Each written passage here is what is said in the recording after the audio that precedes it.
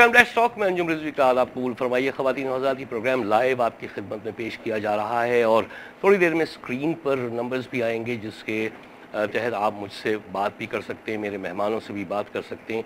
मौज़ूअ गुफ्तगू आज बजट है। बजट 2010-2011 कुछ लोगों को उससे तवक्कुआत थी, आवाम को तवक्कुआत थी, मिले जुले रद्द-ए-अमल भी आ रहे हैं। माहिरीन माशियात जो हैं उनका अपना कुछ कहना है और इनकम टैक्स के हवाले से भी कुछ बात होगी, VAT टैक्स के भी हवाले से ये बात होगी। देखना यह है कि एक आम आदमी को इस बजट से फ़ायदा पहुंचा है या ये ऐसे ही रहा है। कुछ लोग ये कहते हैं कि इस बजट में अमीरों को तहफ़्फ़ुज़ दिया गया है, गरीबों पे सारा नज़ला गिर गया है और गरीब से मज़ीद गरीब तर हो जाएगा, सब्सिडीज़ ख़त्म की गई हैं। गुफ्तगू को आगे बढ़ाता हूँ। अपने मौजूद मेहमानों से तारुफ़ से पहले बजट के कुछ अहम नकात आपके खिदमत में पेश कर देता हूँ ताकि फिर उसके बाद जब हम गुफ्तगू करें तो बैकग्राउंड में ये सब चीज़ें रहें। बजट के अहम नुकात में एक सरसरी सी नज़र अगर डालें तो इसमें वैल्यू एडिड टैक्स 1 अक्टूबर तक मौखर कर दिया गया है। तवानाई के मुतबादिल ज़राए के लिए 131 अरब रुपए, यूटिलिटी स्टोर्स पर आटा, घी, दालों और चाय की पत्ती पर सब्सिडीज़ ख़त्म।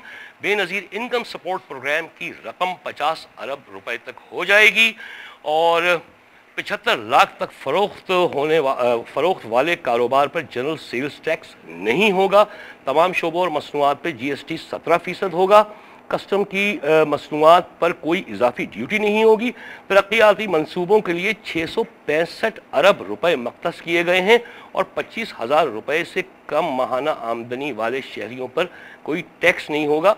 लेकिन और फैमिली पेंशन 50% से बढ़ाकर 75% की जा रही है। दस्तियाब वसाइल का तखमीना 25 खरब 74 अरब रुपए है। जारी खर्चात के लिए 1998 रुपये मख्तस किए गए हैं। तरक्याती बजट के लिए 787 रुपये मख्तस किए गए हैं।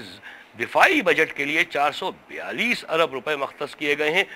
यूटिलिटी स्टोर्स कॉरपोरेशन की सब्सिडी 4.2 अरब रुपए बरकरार है। एटमी तवानाई कमीशन के लिए 18 अरब 50 करोड़ रुपए मख्तस, रेलवे के लिए 14 अरब रुपए मख्तस किए गए।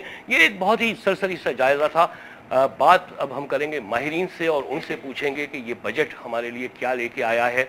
कुछ खुशखबरियाँ हैं या वहीं तक सूरत हाल है या कुछ मकामात आहो फुगा से आगे की भी कहानी है। ख़वातीन हज़रात, अपने मौजूद मेहमानों से आपका तारुफ़ कराता हूँ। मेरे पहले मौजूद मेहमान हैं सदर income tax bar association Karachi जनाब अली रहीम साहब और मेरे दूसरे मेहमान हैं मुमताज़ माहिर माशियात। आपने अखबारों में, बल्कि आज के जंग अखबार में उनका कॉलम भी पढ़ लिया होगा, मईशत की झलकियों के मुस्तक़िल उन्वान से लिखते हैं मुमताज़ माहिर माशियात डॉक्टर शाहिद हसन सिद्दीकी साहब।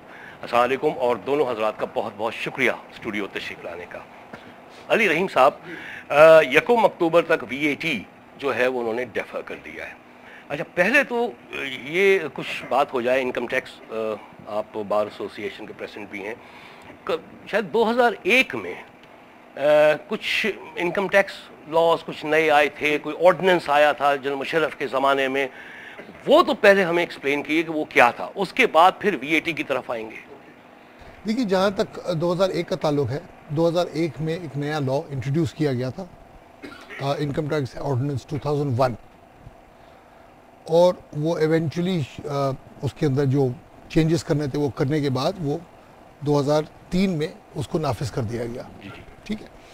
अच्छा, उसमें 2-3 बड़े इम्पॉर्टेंट फैक्टर्स जो थे वो लिए गए थे। पहला था कि जी self assessment across the board, यानी जो आप गोशवारा दाखिल करें वो आपके लिए फाइनल का हो। दूसरी बात यह है कि एक कॉन्सेप्चुअल चेंज किया गया था। पुराने ऑर्डिनेंस में या पुराने एक्ट्स में होता यह था कि एक कॉन्सेप्ट था SSE का।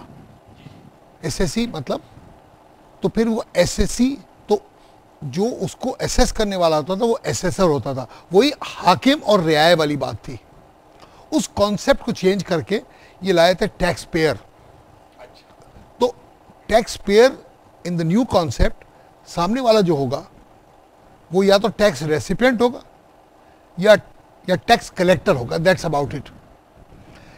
अच्छा, उन्होंने ये कहा था कि we are going to trust the general public, ये उनके अपने अल्फाज में आपको बता रहा हूँ।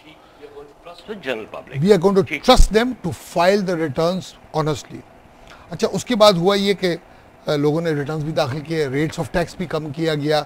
एक ज़माने में 65% तक होता था टैक्स, उसको घटा के मैक्सिमम 35 पे कर दिया गया। बट अब हुआ ये है कि उसके अंदर उसकी अब तहस नहस हो गई है। जो ऑडिट में इस साल या 2 साल से जो केसेस सेलेक्ट हो रहे हैं, उसमें नज़र ये आ रहा है कि जी आपकी शक्ल मुझे अच्छी नहीं लग रही, मैं आपको ऑडिट में ले रहा हूँ। अच्छा, अब यानी ज़ाती विम्स पे और वो एक्चुअली नापसंद पे आ नहीं, गया। वो हो ये रहा है कि देखिए असल में उनके हाथ पैर कट गए थे कि जी आपको ऑडिट में लेना, आप बिल्कुल लीजिए, हम खुद कहते हैं आपको लेना चाहिए। Self assessment on one side without audit I don't think will work. But अगर आपको ऑडिट में लेना है, कोई आपके पास बेसिस होना चाहिए। वो बेसिस, उन्होंने कहा जी बेसिस वैसे हमें कुछ नहीं चाहिए, आपकी शक्ल अच्छी नहीं है, हम आपको ऑडिट में ले रहे हैं। आपने सेल्स पिछले साल इतना दिखाया, अब आपने बढ़ा के इतना दिखाया, हमारे हिसाब से वो बढ़ना जो है उससे ज़्यादा होना चाहिए था, लिहाजा हम आपको ऑडिट में ले रहे हैं। तो अब ये सब चीज़ों को करने से वो जो कॉन्फिडेंस बिल्डिंग था, वो कॉन्फिडेंस बिल्डिंग का उन्होंने शैटर कर दिया उसको। अच्छा, और वाकई में आपको मैं बता रहा हूँ, अभी जो है लोगों का ये, बिकॉज मेरे पास रोज़ कंप्लेंट्स आते रहते हैं in the bar, people are not satisfied, people are not happy, no, not at all, not at all. अच्छा, डॉक्टर शाहिद हसन सिद्दीकी साहब से बात करते हैं। आज आपका कॉलम छपा वफाकी बजट मुकाबिल है आईना, और उसमें आपने जो मंदरजात हैं उससे आप इस बजट से ज़्यादा खुश नज़र नहीं आ रहे। न सिर्फ खुश नज़र नहीं आ रहे बल्कि कुछ गुस्से में भी नज़र आ रहे हैं। डॉक्टर साहब, वजह? मैं शायद परेशान हूँ, परेशान है और खुश अगर मैं सिर्फ मैं ही नहीं हूँ, मैं समझता हूँ कि पाकिस्तान के करोड़ों गरीब अवाम मुहिब वतन पाकिस्तानी जिन्हें इस मुल्क के मुस्तकबिल से हमारा मुस्तकबिल वाबस्ता है, मेरे ख्याल से कोई भी खुश नहीं है। उसकी बुनियादी वजह यह है कि इसमें ये बताया गया, बिल्कुल सही बताया गया कि जी 2 साल में मईशत तबाह हो गई, सारी खराबियाँ बता दी। मिसाल के तौर पर 3000 अरब रुपए के कर्जे 2 साल में बढ़ गए पाकिस्तान के, 3000 बिलियन। आपको याद होगा कि जब मुशर्रफ ने इक़्तिदार पर कब्जा किया था, 52 ईयर्स हो गए थे, 52 साल।